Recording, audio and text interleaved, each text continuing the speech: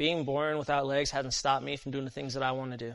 Well, people just, they'd make fun of me because I didn't have legs. The best way to deal with haters is to use the hate to lift yourself up. Your haters are your biggest fans, so use that to your advantage.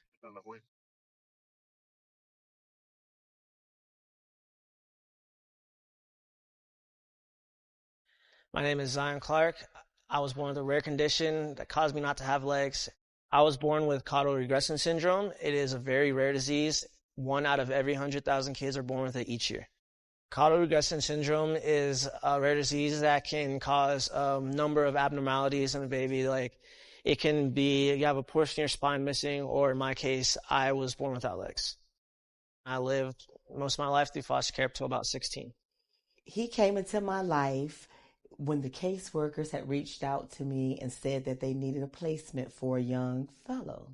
They bring Zion to my home some weeks later. Then it came to a point to where I just knew he was mine, and I just was so in love with him. And I approached him one day on the couch and I said, Zion, I know that I'm not your biological mother. And I asked him if I could get to be his mom.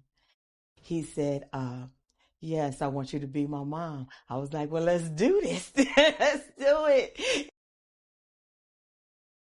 The relationship with my mom is fantastic. She is the greatest woman I know, and she wants what's best for me. She wants what's best for me and my sisters. She never once was going to give up on me.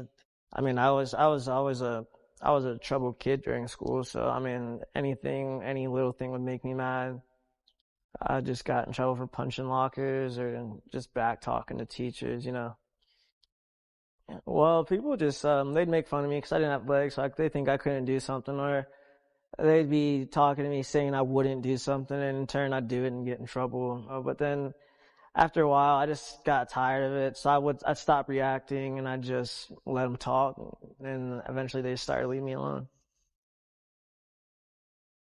School wasn't the greatest time for me, but by the time I was a senior, I was able to turn it around and get to college and start doing everything I wanted to do.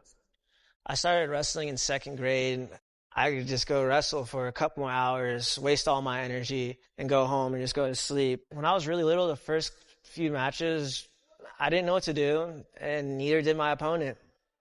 Some kids were scared to wrestle me. I was scared to wrestle them. I didn't know what I was doing. I adapted my wrestling by a lot of trial and error. I spent years figuring out what would work, what didn't work, and there's a lot of things that don't work. But the things that do work, drill them over and over and over again until they're completely flawless, until somebody might know I'm doing it, but I'm going to do it anyways, whether they want me to or not.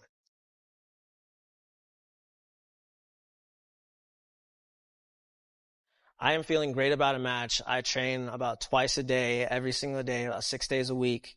And it's an everyday thing. It's a grind. It's a lifestyle.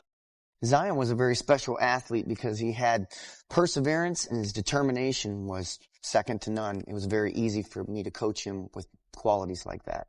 Very good takedown. Let's go, let's go, let's go. Let's get the breakdown. He has no legs, so he doesn't have any power for the bottom half of his body, which puts him at a grave disadvantage for wrestling.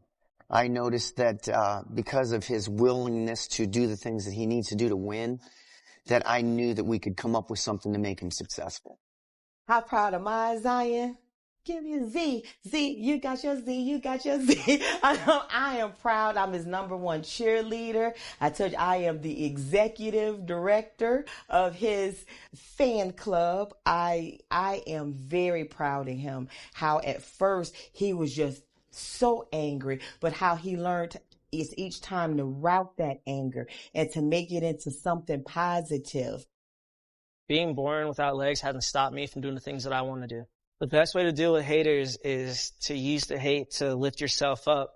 Your haters are your biggest fans, so use that to your advantage.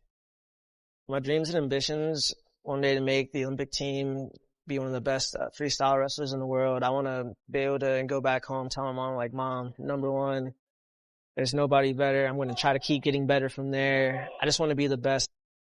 The biggest lesson I've had to learn is that things will not always go your way, but you have to work with what you got. And once you're able to work with what you have, multiple doors will start to open.